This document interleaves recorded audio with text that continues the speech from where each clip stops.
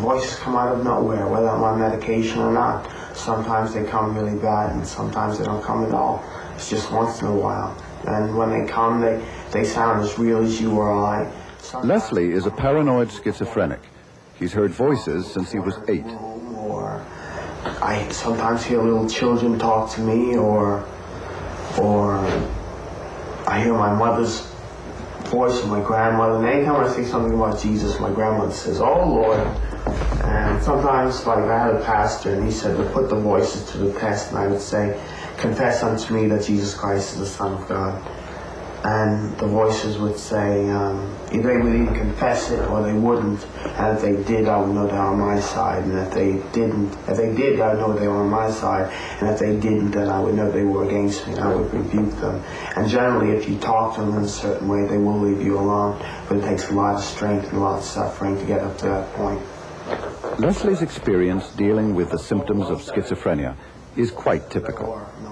A particularly striking and unpleasant kind of symptom of schizophrenia. At 19, Leslie obeyed a voice that cost him both his feet. I was about to walk out, and I heard a voice. I think I told you this too. It said, "Where are you going?"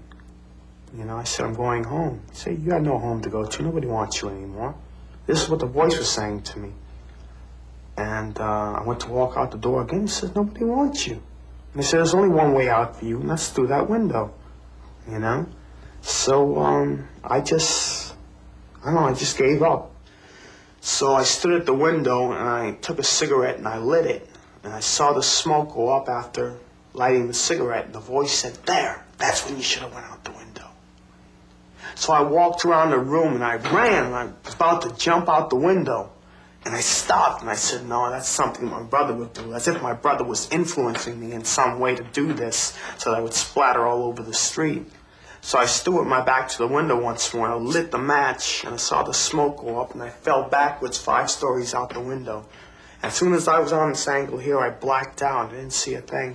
I woke up the next day in the hospital, tubes all in me, and my